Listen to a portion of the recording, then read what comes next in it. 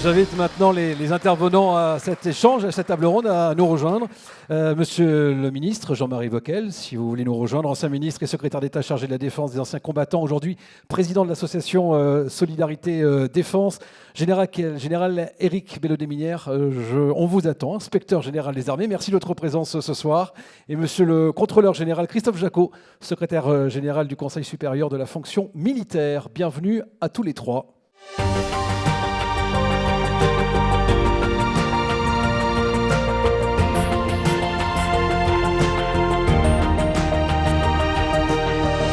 Merci à tous de prendre part à cet échange. Monsieur le ministre, je vais commencer par vous. Et les grandes questions ont été posées par le président Grassamer il y a quelques instants. Déjà, comment est-ce que l'on peut déterminer le risque militaire? Quelle est la perception du risque militaire, à la fois de la société civile, mais aussi de la part des militaires? Et est-ce que cette perception est-elle différente? Je voudrais avoir votre avis. Merci beaucoup, monsieur, et merci, président, de nous avoir et de m'avoir invité. Évidemment, chacun parle à partir à la fois de son engagement et de son expérience. Et moi, je ne peux évidemment pas m'exprimer comme vous pourriez le faire et comme vous le ferez au nom de l'institution. Mais en vous écoutant, en écoutant le président tout à l'heure, je me disais que, au fond, même si ça fait quelques décennies qu'on peut dire cela, mais on est vraiment dans une période de ce qu'on appelle le retour du tragique, c'est-à-dire que vous avez évoqué dans votre propos le zéro mort, etc. Enfin bon, et c'est vrai que la société civile, la société, n'est pas préparée à cette dimension. Hein, et on le voit bien d'ailleurs dans les débats, chaque fois qu'il y a un drame. On le voit aussi d'ailleurs dans les débats sur les enjeux géopolitiques auxquels notre pays, notre continent est confronté.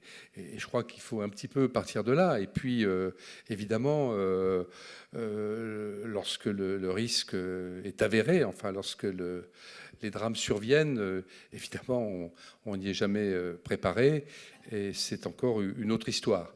Et d'ailleurs, c'est vrai que les soldats, rien que par l'acte de photographie qu'ils acceptent avant de partir en OPEX ou dans des missions, c'est aussi une manière pour eux de se rappeler que oui, cela peut survenir, quoi. Il y a souvent d'ailleurs un hiatus entre ces photos très, très souriantes et voilà, et ce qui arrive. Alors ça, c'est un aspect.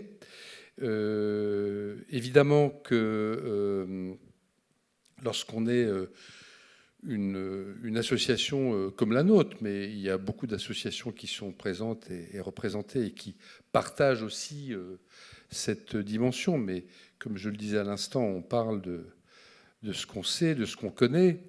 Nous nous sentons à la fois concernés, et d'ailleurs Tego nous y aide beaucoup, par le lien armée-nation. Et dans le lien armée-nation, il y a aussi évidemment cette prise en compte et ce regard nouveau sur le risque. Et en ce qui nous concerne, un certain nombre d'initiatives que nous prenons, comme par exemple les colis de Noël, hein, dont beaucoup sont partie prenante, où on associe les jeunes enfants à travers leurs dessins, hein, à ce message modeste, mais je crois apprécié, nous adressons à travers ces colis à nos soldats. C'est aussi un signe que la nation, nous ne sommes pas la nation, mais nous sommes un petit morceau de la nation, hein, est à leur côté, et la nation, à travers l'institution, hein, bien sûr, ceux qui accompagnent l'institution, et nous en sommes modestement partie prenante, mais aussi les enfants, et à travers les enfants, peut-être les soldats de demain, ou en tout cas les citoyens de demain, assurément. Donc cette dimension, je dirais, morale, plus que morale d'ailleurs, plus que symbolique, est importante. Ensuite, comme vous le disiez dans votre question, il y a l'importance quels que soient les enjeux assurantiels, financiers, question ô combien importante. Et puis un aspect en général que je n'ai pas évoqué avant de parler de notre modeste engagement, qui est la reconnaissance.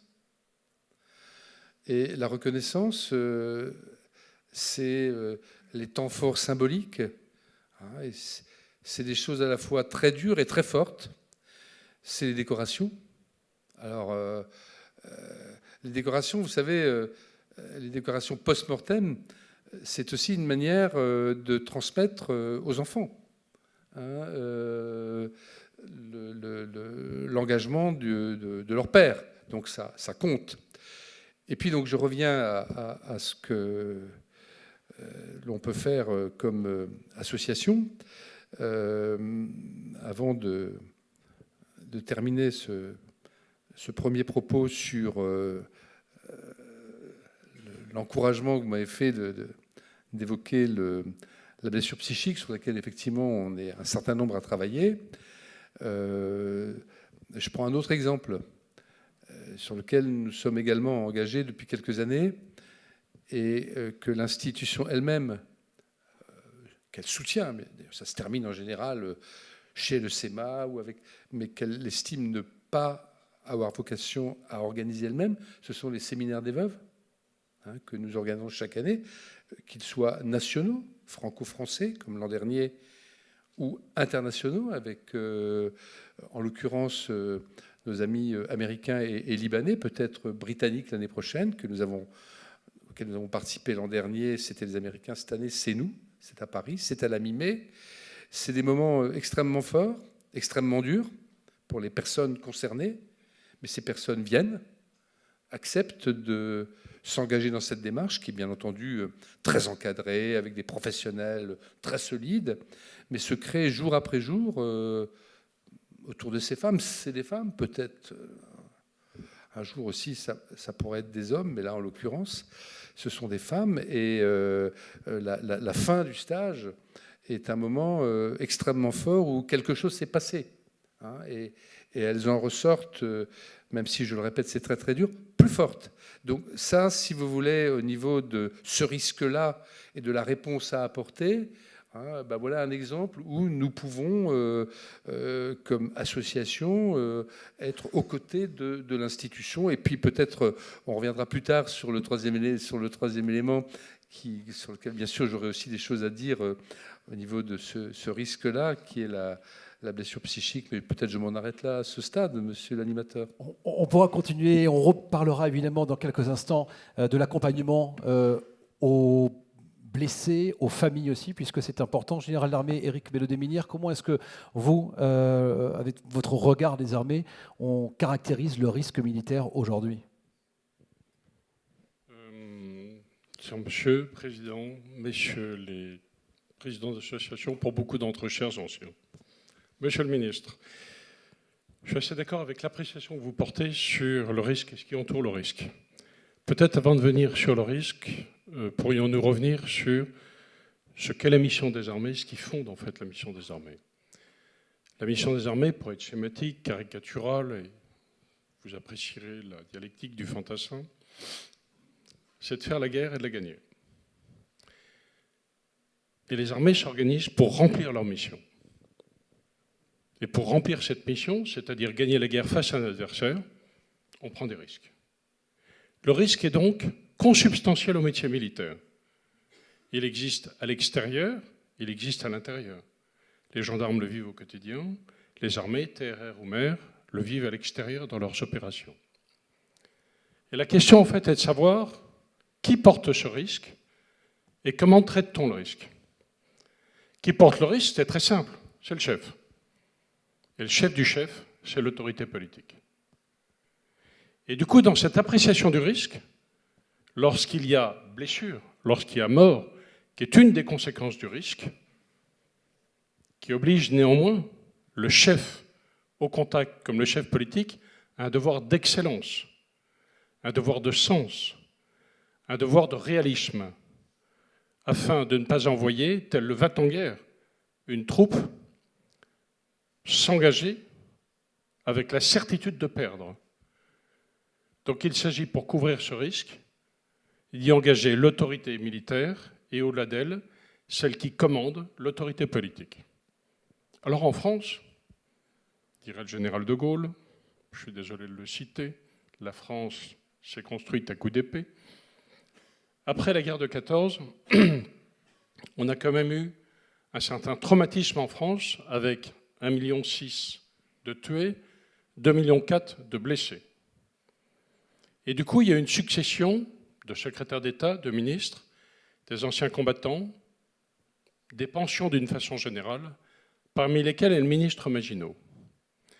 Et j'ai trouvé qu'il avait deux expressions que je trouve remarquables.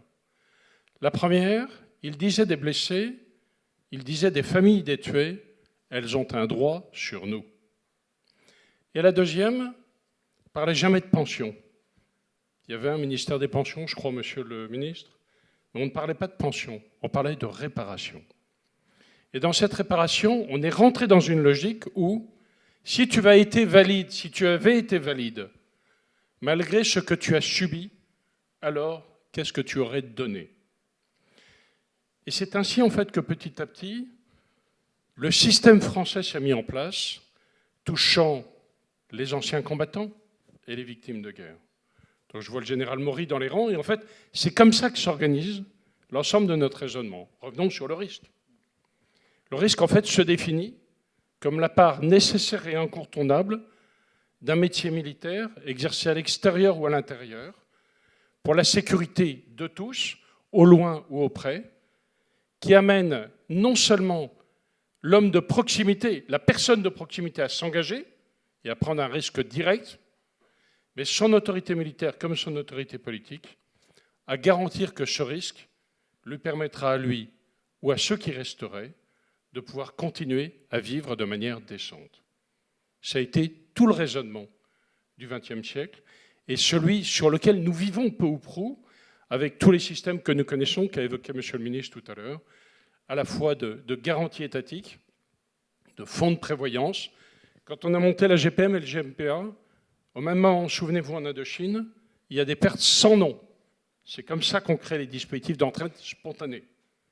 Et puis après viennent donc le système d'assurance et le système associatif qui poussent jusqu'au plus bas niveau les doigts de la solidarité. On verra comment les acteurs travaillent ensemble. Monsieur le contrôleur général Christophe Jacot, est-ce que la communauté militaire a conscience de ce risque pris que le général vient de nous expliquer? Est-ce que vous êtes en phase sur la compréhension du risque? Bon, d'abord, je voudrais remercier le président Tegault de son invitation. Je suis ravi de me trouver aussi en présence de vous, monsieur le ministre, et de notre inspecteur général, et puis des présidents d'associations ou de mutuelles ici.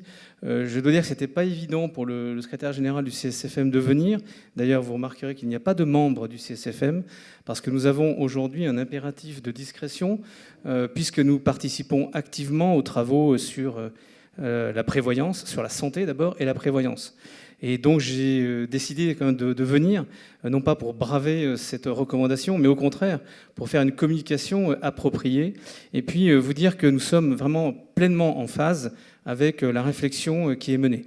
Alors sur le risque militaire et l'appréciation, nul mieux que Éric Belot-Desminières pouvait en parler, donc j'adhère bien sûr. Ce que je voulais dire, c'est que comme secrétaire général du CSFM et comme contrôleur, j'observe que d'abord c'est l'article 1er du statut général des militaires qui fixe que l'État militaire va jusqu'à l'état de sacrifice, en fait.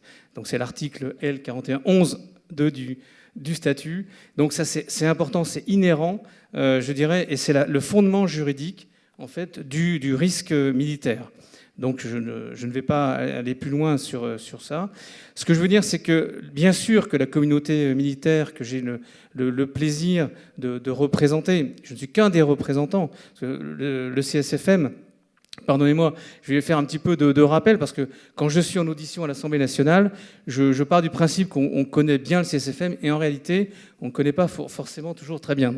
En 2 secondes, le CSFM, c'est donc la tête de chaîne de la concertation militaire, qui commence dans les unités, qu'il s'agisse des bases aériennes, des bases navales, des brigades de gendarmerie, et sans oublier, bien sûr, les services, et qui ensuite tire au sort ou élit des représentants dans les conseils de la fonction militaire des armées et services et qui ensuite élisent des membres.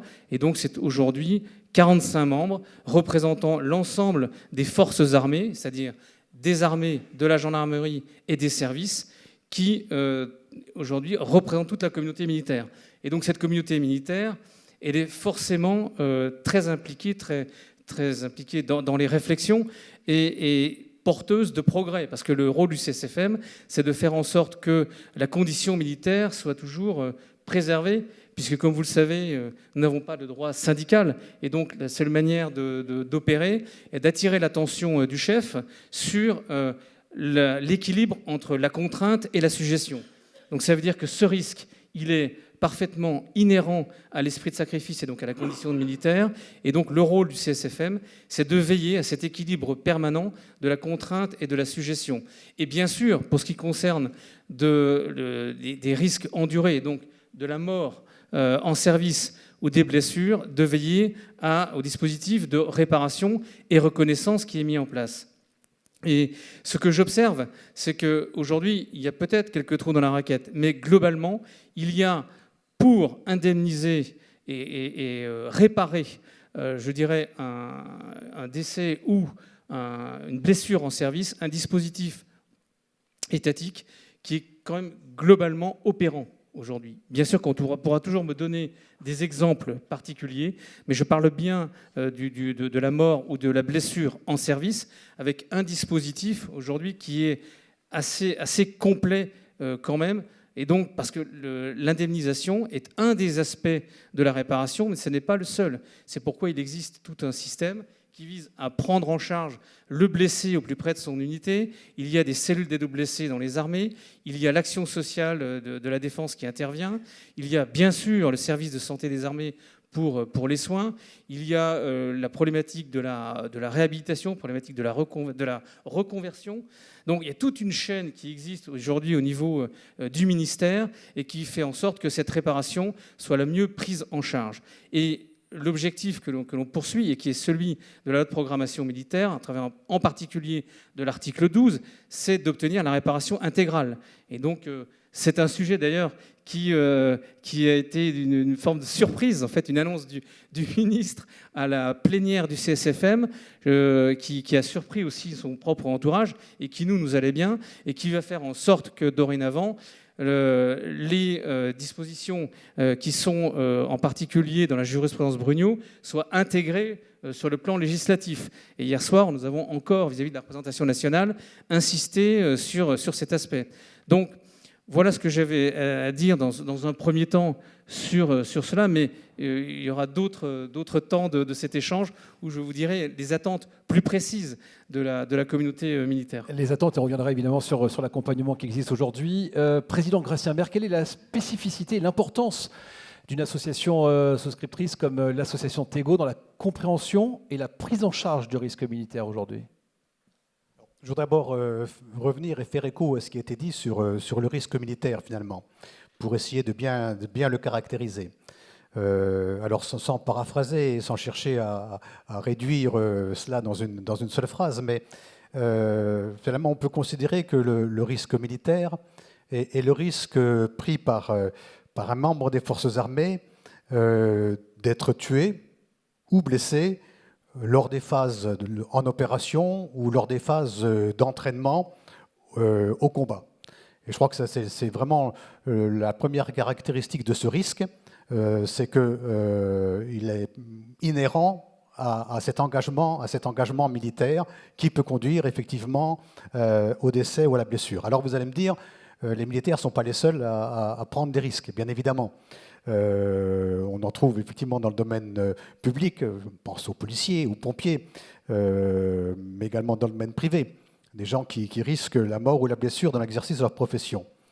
Je pense que c'est en revanche la caractéristique du militaire face à ce risque, c'est qu'il est le seul à recevoir l'ordre de tuer je dirais de façon sans considération de légitime défense, sans considération de proportionnalité.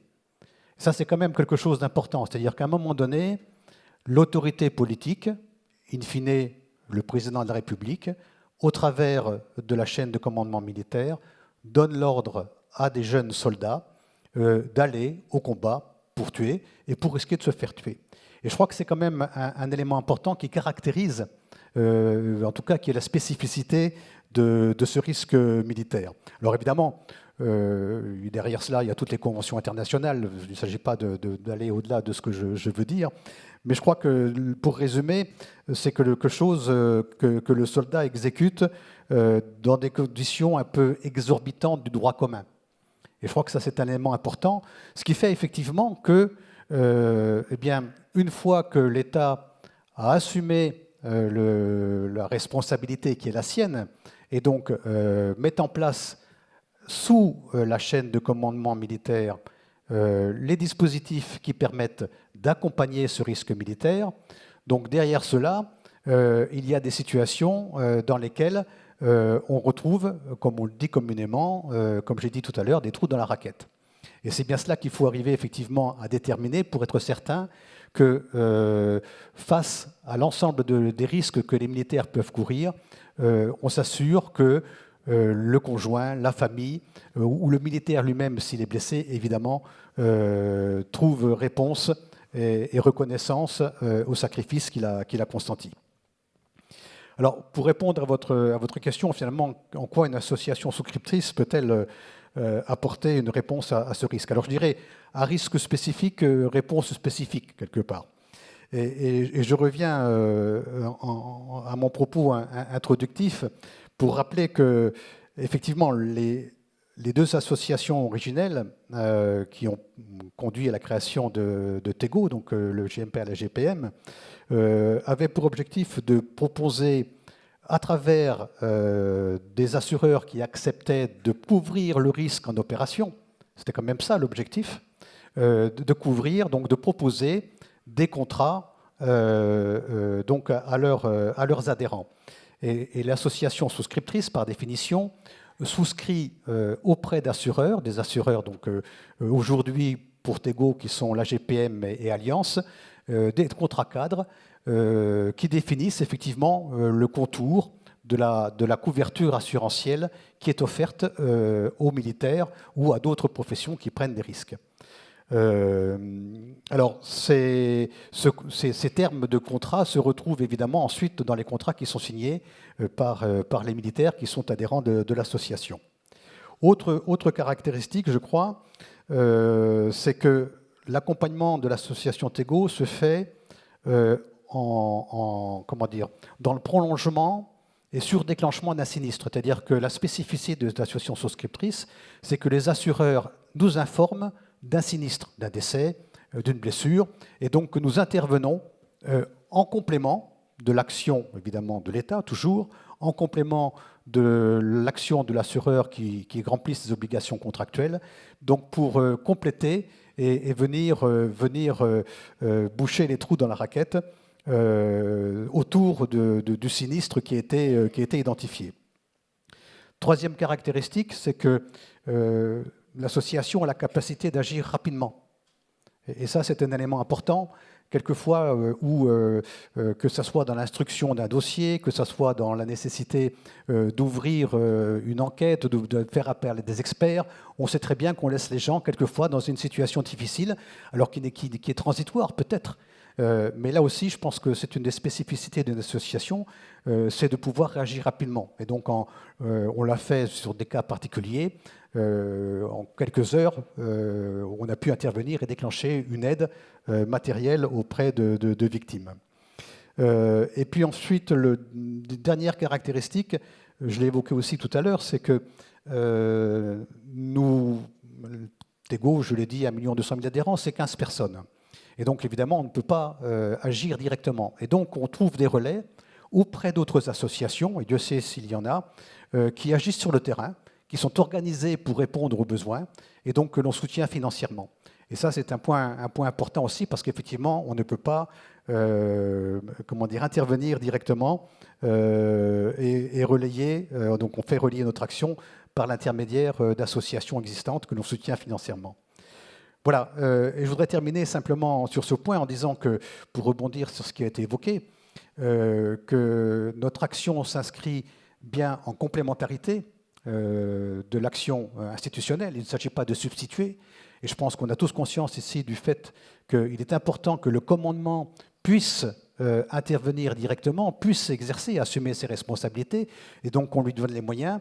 Mais on voit bien qu'il y a des situations dans lesquelles, pour des questions réglementaires, pour des questions, pour différentes raisons, eh bien, le commandement va au bout de ce qu'il peut faire et qu'il a besoin d'avoir derrière des relais. Alors des relais assurantiels, avec la certitude que les militaires disposent de contrats de prévoyance adaptés, et des relais associatifs, comme c'est le cas pour toutes les associations avec lesquelles nous travaillons en partenariat. J'ai une dernière question avant de passer à la prise en charge sur la caractérisation du risque militaire. Deux questions en une. Est-ce que ce risque a évolué? J'ai cru comprendre que oui. Peut-être détailler un peu. Je vois que le général n'est pas totalement d'accord. Et est-ce que sur la perception de ce risque, est-ce qu'on a conscience d'une différenciation entre le risque pris à l'intérieur du territoire et un risque pris à l'extérieur? Général, peut-être, qui veut répondre? Peut-être d'abord sur l'évolution du risque. Quand vous vous battez, vous voulez dominer l'adversaire et l'adversaire refuse de se laisser dominer. C'est ballot, mais c'est comme ça.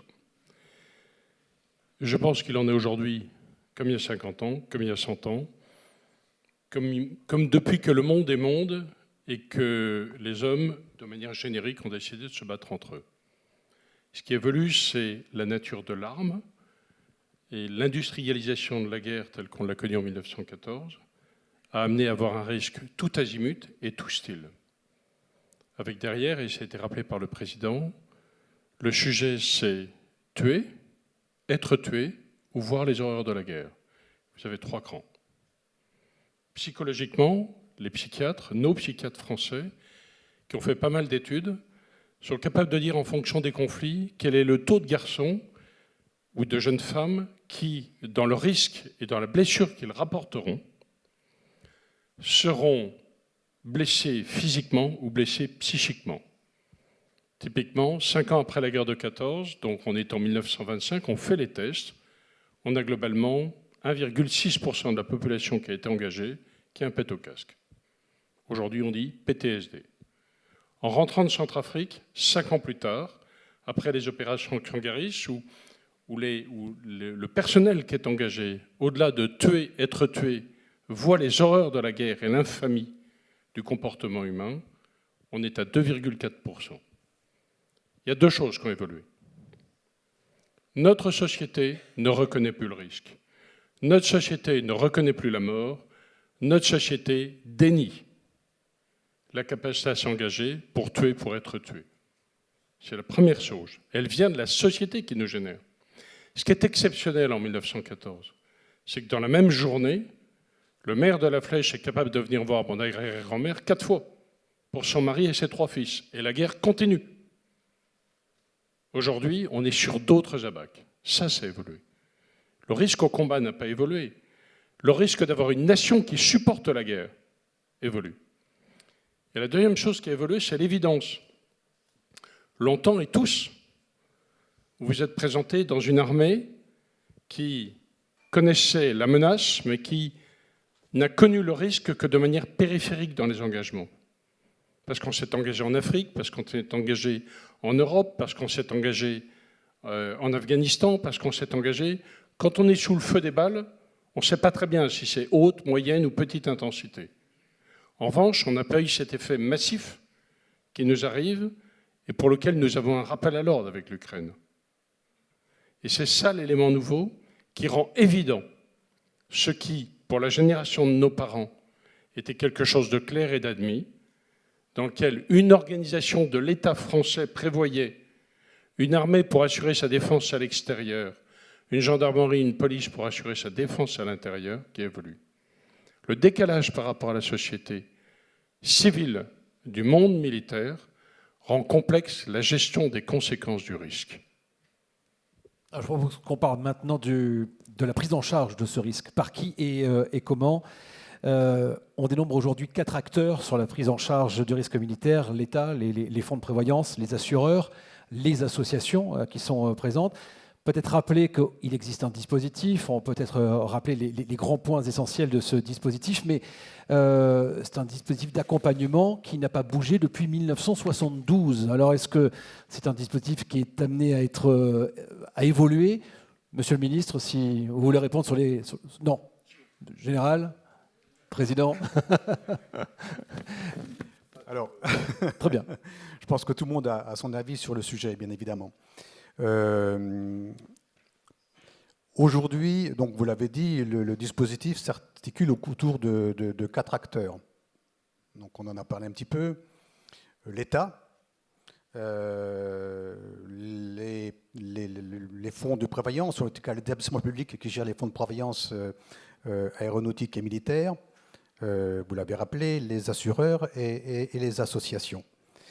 Je pense qu'il y a un constat quand même qu'il nous faut mettre en évidence. Si j'en crois les chiffres qui circulent aujourd'hui, on considère que 30 à 40% des veuves militaires en France vivent en dessous de seuil de pauvreté. Et donc cela soulève une question, c'est-à-dire est-ce qu'effectivement le dispositif est-il bien adapté? Alors bien évidemment, dans ces pourcentages, il y a des veuves, ce n'est pas forcément principalement des veuves de militaires tués en opération, puisqu'il y a tout un dispositif, comme on l'a dit, qui existe. Mais en revanche, on trouve des veuves dans une situation difficile déjà pour des gens tués en service, parce que les allocations d'aide ne sont pas les mêmes. Et quand il s'agit de militaires en plus tués en service, mais sans couverture assurantielle, la situation est de plus en plus critique. Et on parle de veuves. Situation des couples pacsés ou des couples vivant maritalement ensemble est encore plus délicate. Donc on voit bien qu'il y a quand même sur cette gestion et la prise en charge du risque militaire des sujets qui, au-delà effectivement de l'action que mène l'État, je dirais à juste titre, au titre de la reconnaissance et de la réparation de l'engagement des militaires, posent quand même problème. Juste pour situer quelques idées, et sous contrôle de ceux qui travaillent dessus, mais les chiffres que j'ai pu recueillir ou rassembler sont quand même assez intéressants.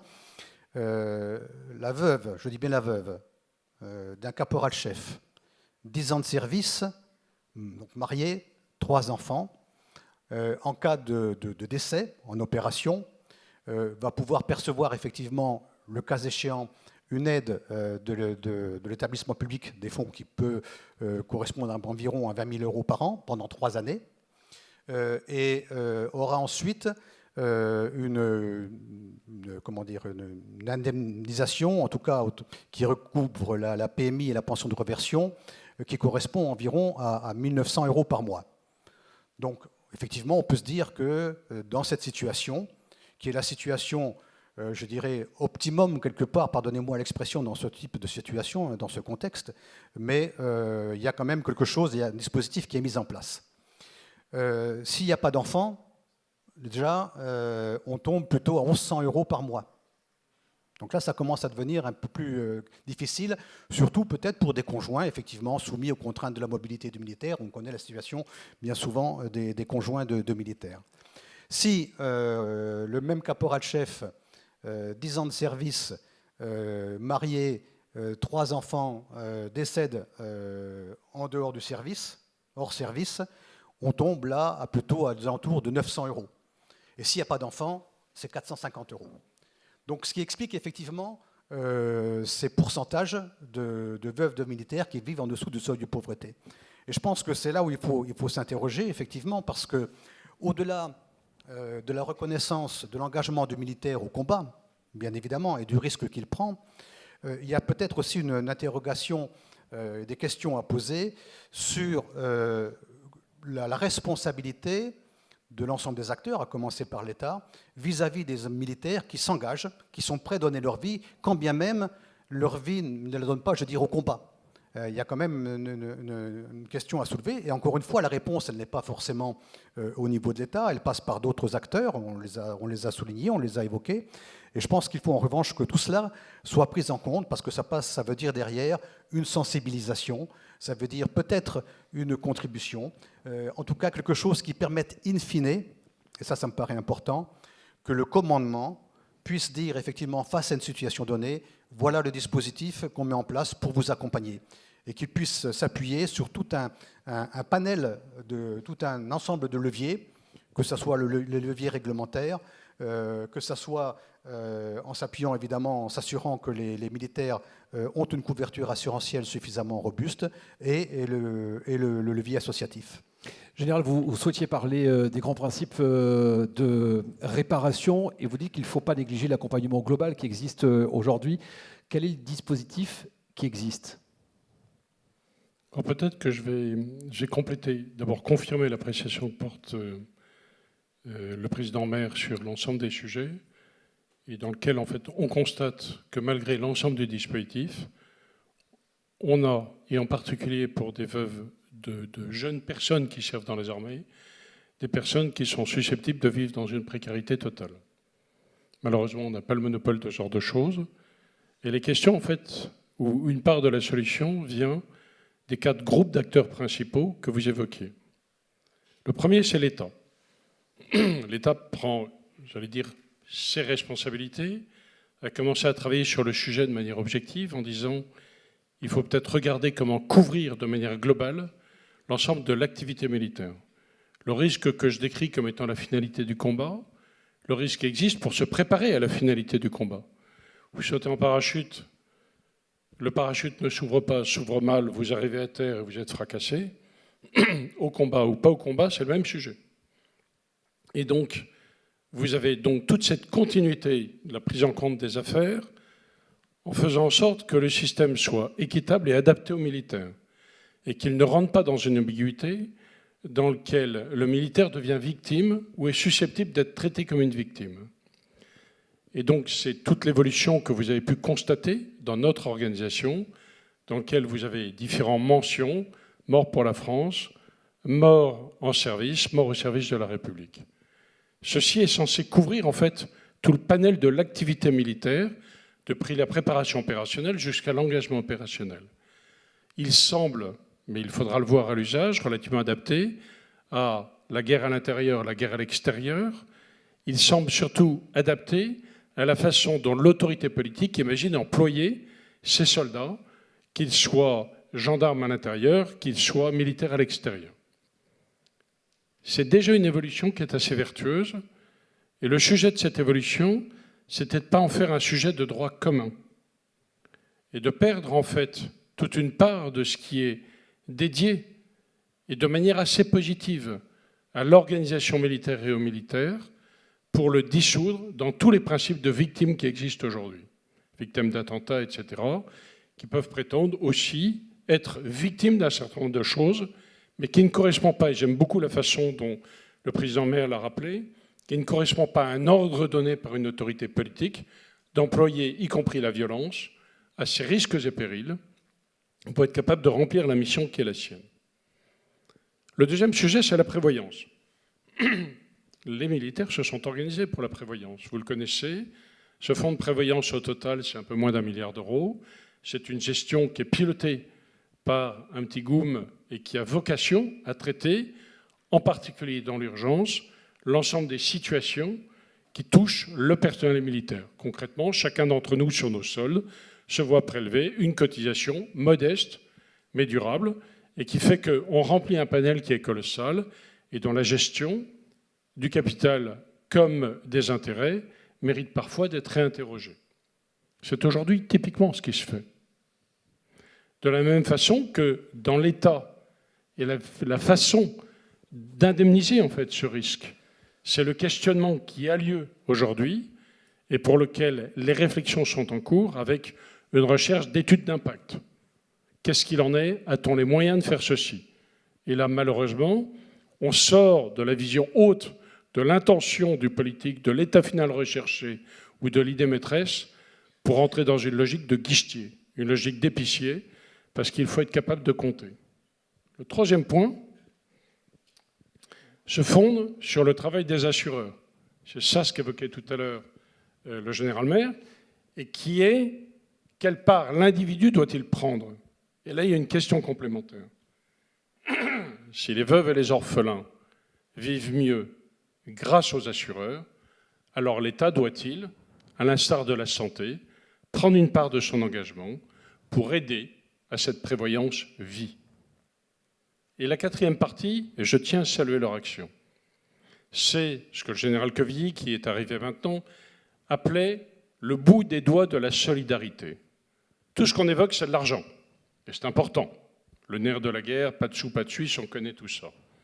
Mais en fait, c'est la capacité des associations à toucher ces personnes au plus près pour être capable de bénéficier avec bienveillance d'une aide de proximité.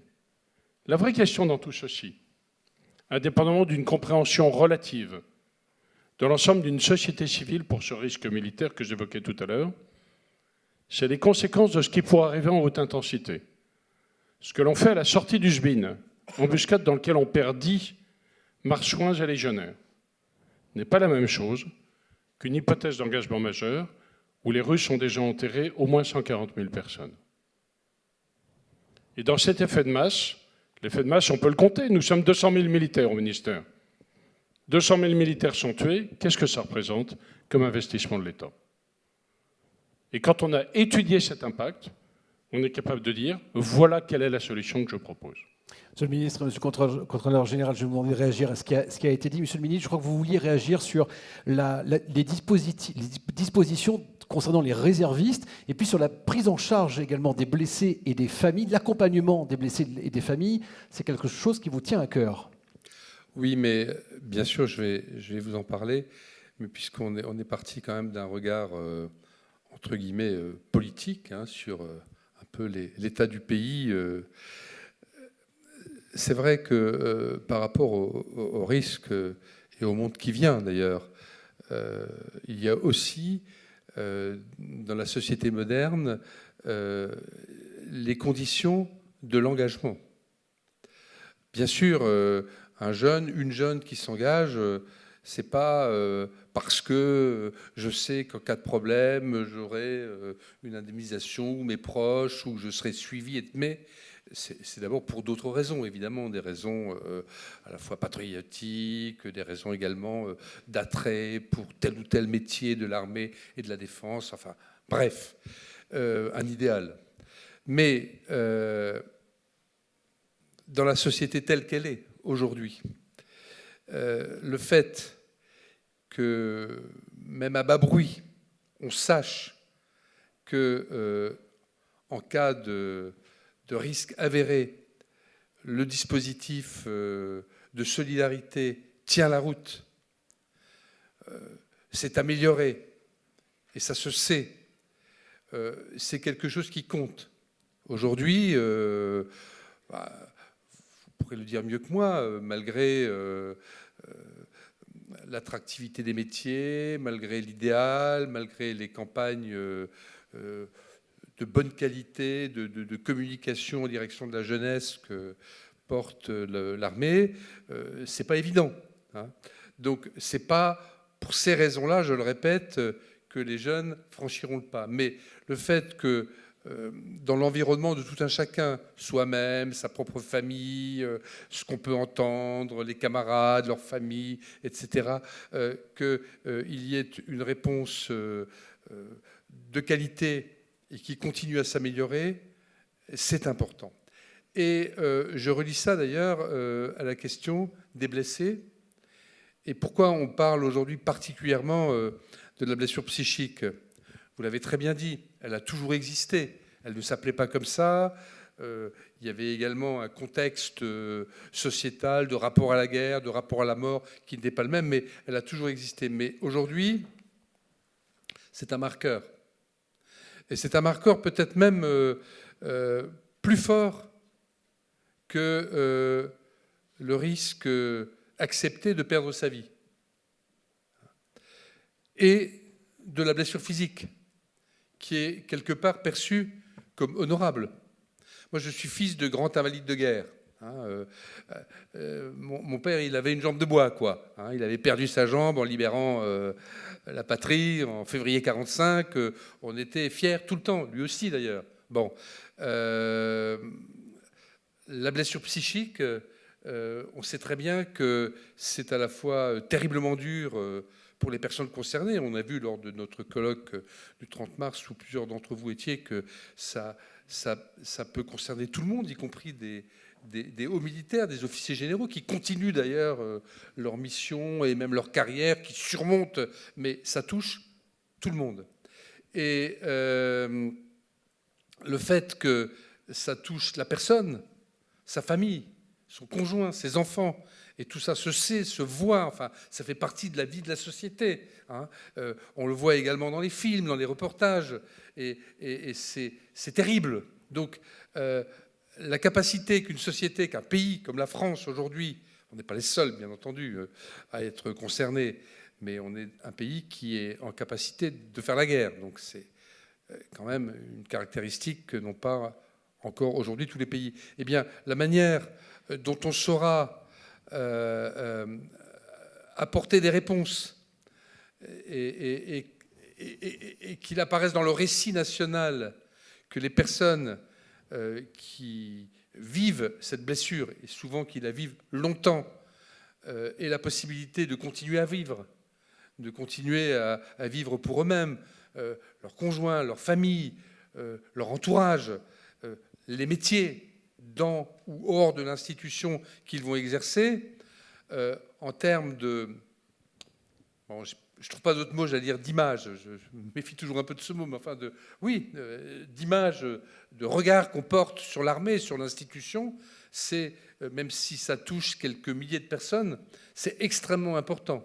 Donc, d'une certaine manière, ça nous concerne tous, et c'est la raison pour laquelle on est en train, et ça c'est aussi, je trouve, quelque chose de particulièrement intéressant dans le monde qui vient, c'est que plus encore que pour d'autres blessures ou d'autres faits, sur la blessure psychique, le chemin, il passe par l'institution, à la fois dans les mécanismes de solidarité, mais aussi, bien sûr, le service de santé des armées, les psychiatres, enfin, c'est un élément premier, mais dont tout le monde a aujourd'hui compris, à commencer par l'institution elle-même, que c'est un élément premier, mais non suffisant, parce que, pas d'abord pour des raisons matérielles, mais parce que tout simplement, et j'allais dire pour des raisons, comment dirais-je, psychologiques, il faut une déconnexion entre l'institution et d'autres entités qui vont avoir leur part, non pas dans le métier médical ou psychique, mais dans l'accompagnement. Et l'accompagnement, c'est une des conditions de la réussite et pour arriver, y compris du point de vue d'une société, pas simplement du point de vue de chaque individu, à un regard qui change. Et là, bien sûr que et encore une fois, en disant ça, je ne nie pas le rôle considérable et même les progrès, je pense aux maisons Athos, je pense à toute une série d'initiatives que fait l'institution. Mais ce qui est intéressant, si vous voulez, je dis souvent, les associations, moi je préside Solidarité Défense, mais la plupart des associations sont ici présentes, nous avons tout à fait conscience que nous avons un lien indissoluble avec l'institution, nous sommes des amis de l'institution, mais il est nécessaire qu'il y ait cette déconnexion. Et quand vous discutez, quand vous parlez avec des blessés, avec des familles, ils sont les premiers à le dire, car ils ont, pendant ces moments-là, une relation difficile, complexe avec l'institution. À la fois, l'armée est une famille, à la fois, elle les aide, et à la fois, il y a besoin de cette extérialisation, externaliser. Voilà, merci, de la réponse. Et c'est là que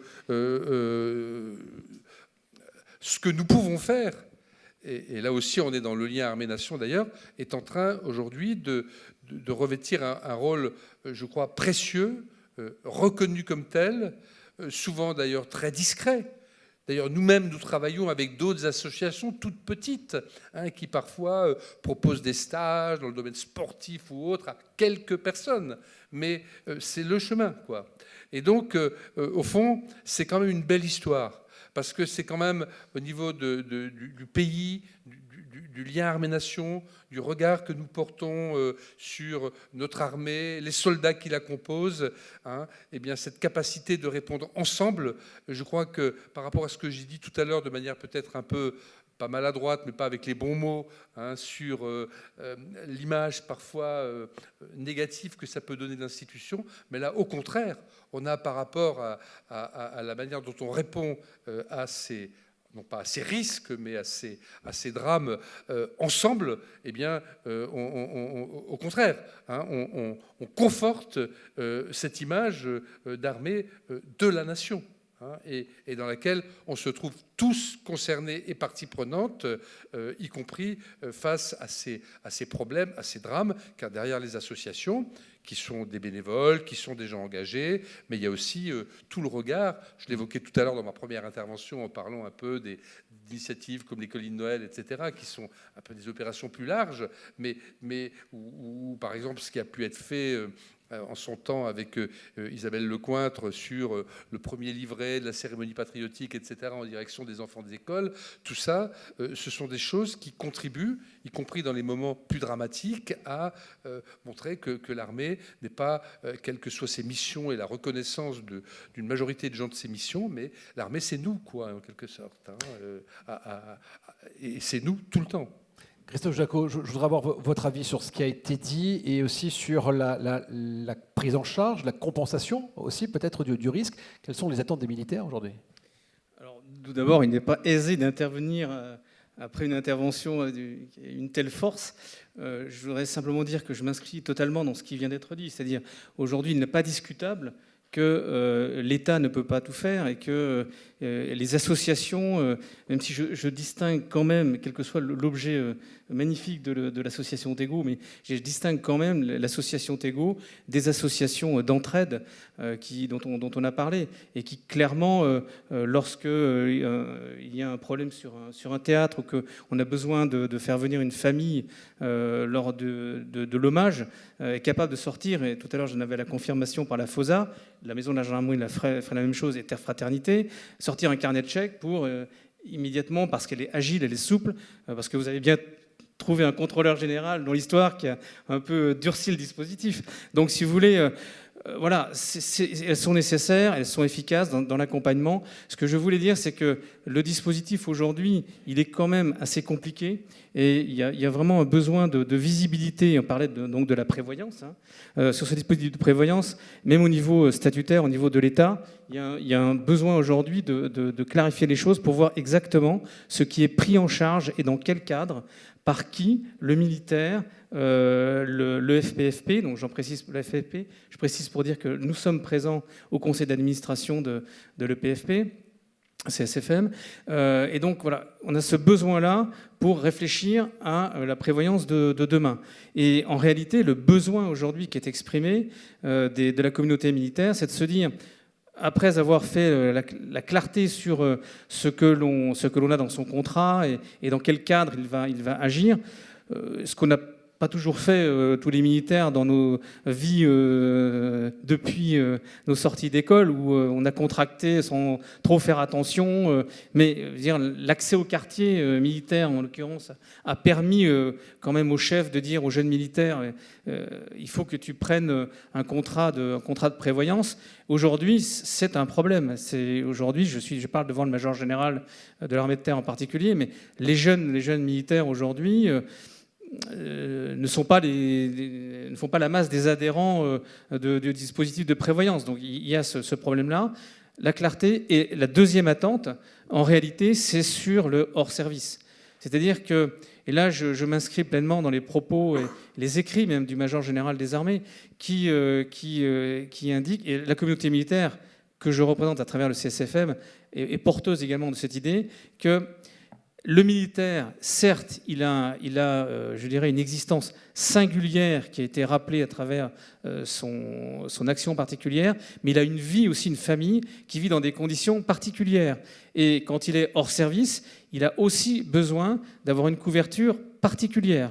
Donc ça, aujourd'hui, ça fait partie un petit peu du trou dans la raquette qu'on évoquait. Et en tout cas, le CSFM souhaite qu'on ait une réflexion pour que, d'une manière ou d'une autre, on puisse interagir sur le lien entre ce qui est aujourd'hui, ce qui va apparaître dans le décret sur la PSC, et puis ce qui sera constitué pour la prévoyance. Il n'y a pas de solution à court terme. En tout cas, je n'ai pas d'éléments à donner dans ce domaine, mais en tout cas, il faudra trouver le moyen de faire en sorte que les mutuelles, clairement, dont on a parlé, enfin, les gros assureurs qui s'organisent aujourd'hui, on le sait bien, puissent avoir ça en tête de manière à ce que ce soit perçu comme étant, je dirais, pour la communauté militaire, un avantage concurrentiel. Voilà. Président Mergy, une dernière question pour vous, et peut-être qu'après vous pourrez, vous, dans la salle, poser des questions à nos invités. Quelles sont les évolutions qui vous paraissent souhaitables sur le dispositif qui existe aujourd'hui, et pour répondre aux attentes que l'on vient de présenter? Alors, je voudrais d'abord revenir sur quelques points qui ont été évoqués, notamment en étant peut-être un peu provocateur dans la réflexion sur les différents acteurs, notamment le rôle de l'État. Je pense qu'effectivement, beaucoup a été fait, qu'aujourd'hui, il y a tout un tas de dispositifs qui ont été mis en place, ça c'est très clair, il faut le reconnaître, et je pense que les choses ont bien évolué. Une question qui me vient à l'esprit, finalement, c'est dans une situation de décès au combat. J'évoquais tout à l'heure le cas d'un caporal-chef des autres services. Si on prend dans la même équipe son commandant de compagnie, il n'aura pas le même traitement. Est-ce que cela est bien légitime quelque part? Une question un peu provocatrice. Est-ce que face à la mort, il n'y a pas nécessité de s'interroger sur une égalité de traitement? Pourquoi un caporal-chef, 10 ans de service, pour reprendre l'exemple, serait-il, ou en tout cas sa veuve, serait-elle moins indemnisée qu'un capitaine commandant 10 ans de service? Je mesure le côté provocateur de la question, mais je pense que c'est quelque chose qui mérite réflexion quand même. Aujourd'hui, est-ce que finalement, quand l'État envoie des gens au combat, pourquoi n'y aurait-il pas une égalité de ce point de vue devant la mort? J'arrête là parce que évidemment, oui, je pense qu'il y a des réponses qui vont fuser. Donc, oui, mais ça va certainement provoquer quelques réactions. Mais ouais. Voilà, première question. Deuxième remarque que je voudrais faire, c'est effectivement sur ce qu'a dit le général Bello des Minières, sur la prise en charge par l'État d'une partie d'une cotisation d'une police d'assurance de prévoyance. Je crois qu'aujourd'hui, on a des assureurs affinitaires qui acceptent de prendre en charge le risque spécifique du militaire. Tous les assureurs, les compagnies d'assurance ne l'acceptent pas. Excluent même des activités, on le sait bien. Dans le privé, le sauter en parachute, ce n'est pas forcément couvert. Or, aujourd'hui, on a effectivement, dans notre environnement, des assureurs qui acceptent de prendre ce risque. Et donc, que le commandement incite aujourd'hui, par des moyens qu'il faut lui donner évidemment, l'ensemble de nos militaires à souscrire une couverture prévoyance de cette nature, me paraît indispensable. Et la meilleure façon de l'inciter, et on le voit bien sur les réflexions sur la protection sociale complémentaire en matière de santé, c'est évidemment d'y contribuer. Alors derrière cela, évidemment, j'ouvre un autre sujet polémique, parce que derrière, c'est du budget.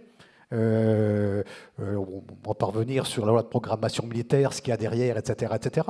Mais je pense que c'est à l'heure où ces réflexions sont menées que la question mérite d'être posée. Alors deux questions un peu provocatrices peut-être, mais qui, à mon avis, méritent d'être posées pour venir nourrir le débat sur le risque militaire. Alors sur la réparation qui n'est pas la même selon le grade et l'ancienneté, qui veut répondre? Oui. Bon, effectivement, Monsieur le Président a réussi son effet.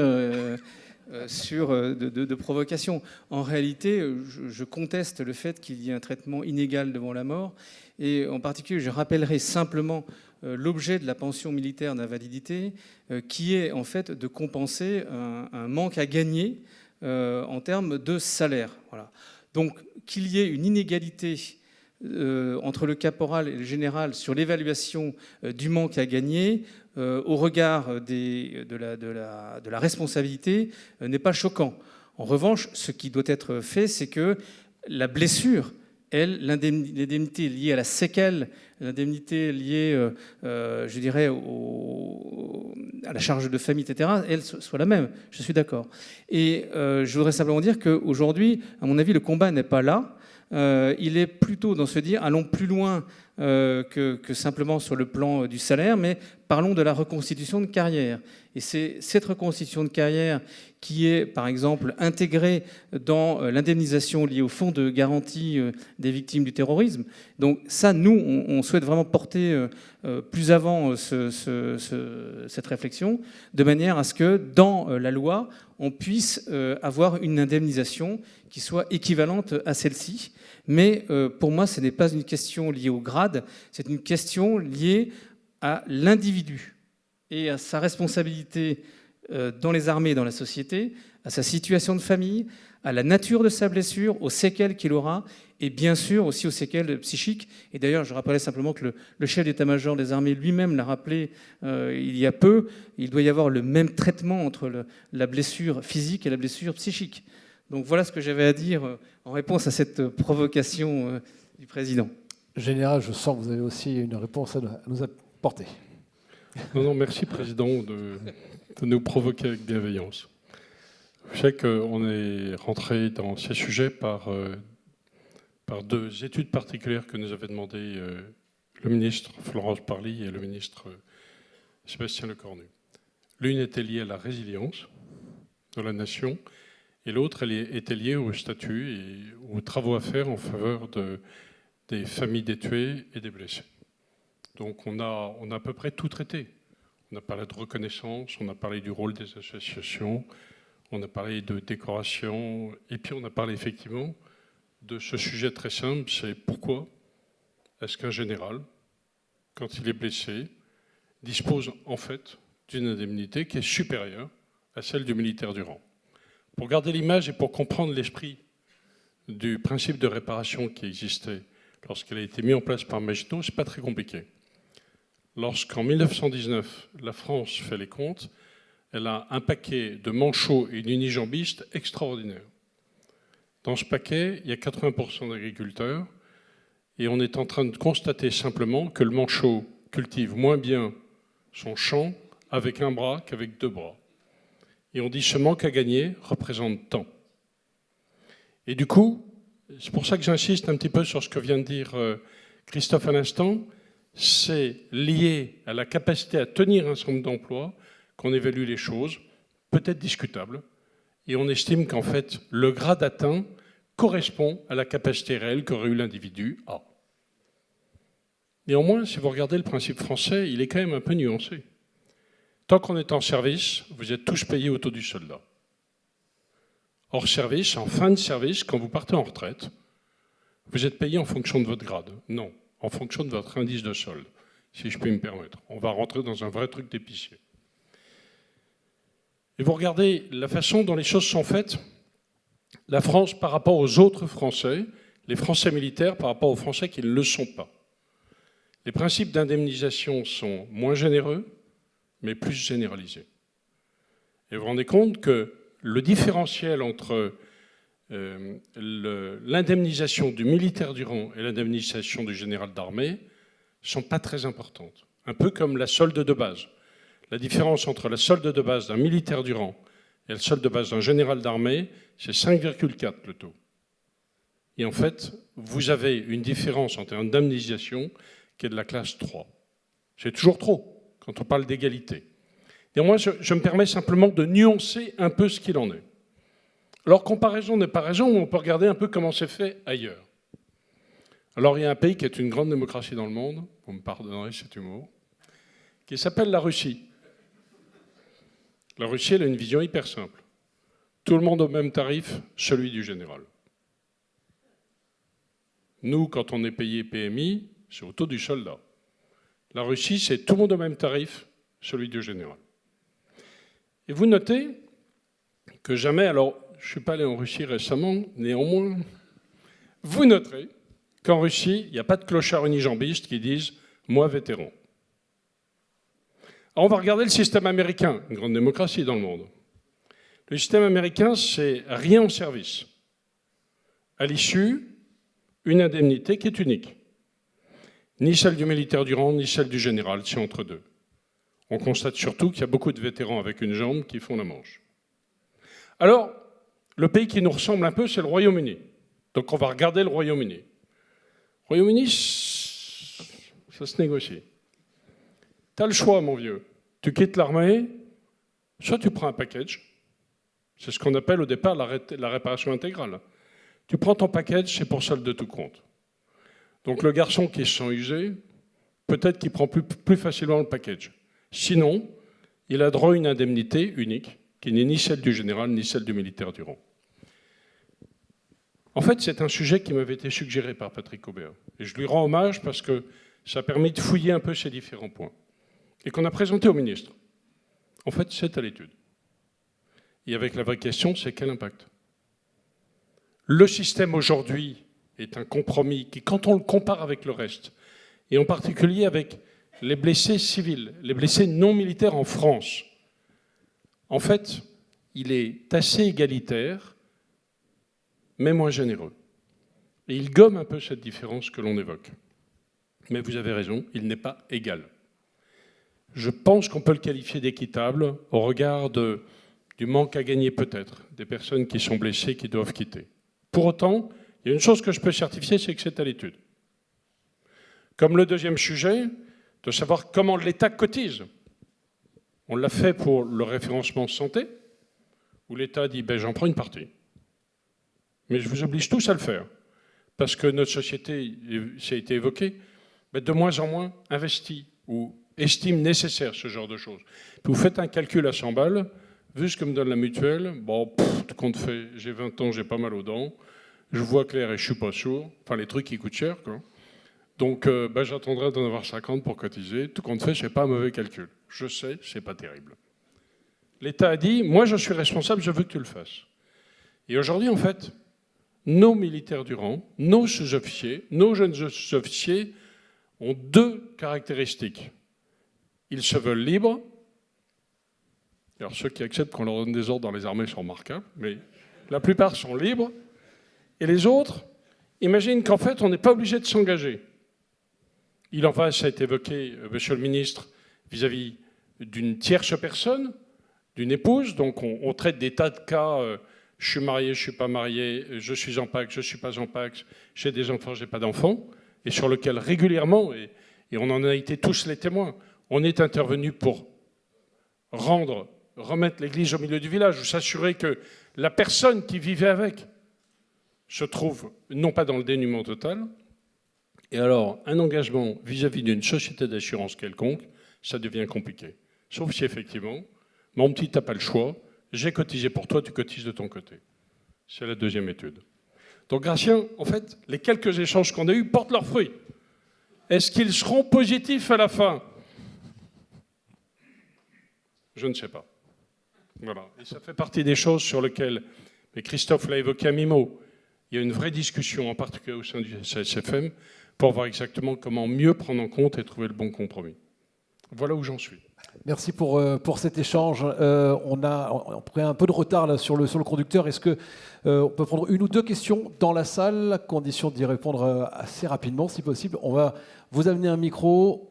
Bonsoir, monsieur. Je vais juste vous demander de vous lever, de vous présenter. Bonsoir. Oui, bonsoir, merci. Général Lebel, je suis dans l'associatif jusqu'au ras des oreilles depuis une dizaine d'années.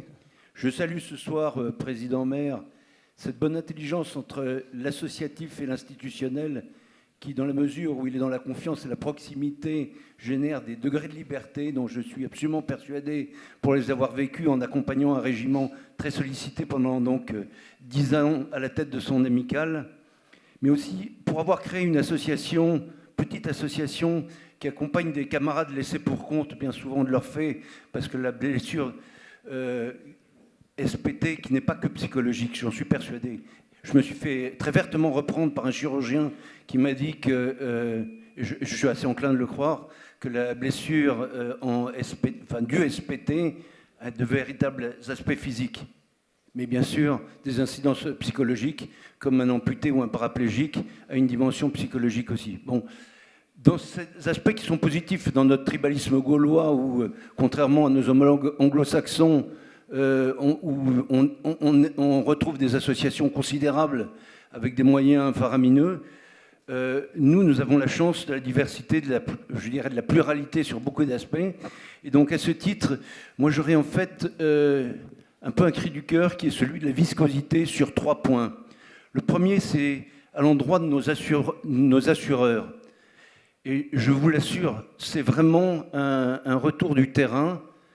Nombre de nos camarades sont dans des putains de galères avec leurs traitants, leur contact dans les assurances. Tego fait beaucoup pour arrondir les angles et je salue ce qui est fait au titre de la solidarité en la matière. Mais ça ne règle pas tout et je pense objectivement, en particulier à l'endroit du SPT, qu'il y a des progrès à faire. Le deuxième, c'est celui du parcours dit du blessé. Et d'ailleurs, Mme Miralles annonce prochainement des progrès conséquents en la matière. Et c'était nécessaire. J'ai siégé pendant 2 ans à la commission de recours dans l'invalidité pour avoir entendu un chef de corps dire « Quelle galère !» Vous imaginez la gueule du caporal. Et enfin, je salue, monsieur le contrôleur général, ce que vous avez dit à l'endroit des camarades hors service. Je pense que là aussi, il y a un champ sur lequel il y a des progrès à faire. Voilà, donc de viscosité, si je puis dire, sur plus cet espoir que je pense objectivement des vrais sujets de progrès. Merci. Merci, merci à vous. Une réaction peut-être rapide, Président ? Mon général, merci pour ces remarques. Juste une remarque complémentaire. La chose qui est en train d'évoluer, c'est ce qu'on a appelé l'inversion de la charge de la preuve. Quand vous êtes blessé, il vous manque une jambe, on voit qu'il vous manque une jambe. Lorsque vous avez un pet au casque, on ne sait pas très bien. Et en fait, le fait de devoir repasser devant des commissions, des médecins, pour réexpliquer ce qui vous a amené dans cet état, vous rend fou. L'idée, c'est de traiter les conséquences de la blessure de suite, en inversant la charge de la preuve. L'État n'est pas d'accord avec ce qu'il voit, il le démontrera par la suite. Mais dans un premier temps, il prend en compte. Et tout le parcours du blessé qu'évoque Mme Miralles, c'est la façon dont le ministre Lecornu et Mme Miralles ont cherché à réorganiser le dispositif pour qu'il soit plus fluide et plus humain au contact des gens qui sont blessés. Oui, je crois qu'effectivement, d'abord, merci Eric pour cette précision. Et on a eu effectivement organisé par Solidarité Défense un colloque extrêmement intéressant auquel certains d'entre vous ont pu assister et qui montre la complexité de cette blessure dite psychique. Encore une fois, quand elle est associée à une blessure physique, la prise en charge, je dirais, se fait plus naturellement. En revanche, quand ce n'est pas le cas, ça devient beaucoup plus compliqué. Et on a mis en évidence, lors de ce colloque, effectivement, le maquis que représente aussi, parce que les aides existent, que ce soit au niveau associatif, que ce soit au niveau institutionnel, que ce soit le service de santé des armées, que ce soit tout ce qui était fait, les maisons Athos, etc. Malheureusement, il y a bien souvent les gens ont du mal à s'y repérer. Je crois que moi, ma conclusion, ça avait été effectivement de dire comment peut-on améliorer la connaissance et le parcours du blessé dans ce maquis. Et évidemment, on pourrait rêver d'avoir un point d'entrée unique, etc. Mais je pense que c'est des choses qu'il faut faire. Ce que vient de dire à l'instant le général Bleu des Minières va dans le bon sens également. Mais je crois que là aussi, il y a des progrès à faire pour pouvoir déclencher l'ensemble des dispositifs qui existent, encore une fois, qu'ils soient associatifs ou qu'ils soient institutionnels, qu'ils soient assurantiels, pour venir en aide aux blessés psychiques. Et je crois que c'est vraiment un élément important quand on voit effectivement, et on a pu le mesurer au travers des témoignages des personnes que vous aviez invitées, Monsieur le Ministre, la détresse dans laquelle se trouvent ces gens. Je pense qu'on pourra faire un lien avec la présentation de l'association La CAP tout à l'heure, mais c'est un des leviers effectivement qui existent. On va y venir justement à cette signature de partenariat. Je voudrais vous remercier pour cet échange. On pourrait continuer encore facilement plusieurs dizaines de minutes. On va pouvoir échanger de manière un peu plus informelle tout à l'heure après cet événement. Merci beaucoup d'avoir été présent pour ces rendez-vous Tego 2023. Président, vous le disiez, on va dans un instant parler d'un partenariat avec l'association Tego et une association de chiens d'assistance. Juste avant, voici en images les grands partenariats de l'année écoulée avec l'association Tego. Regardez, merci à vous.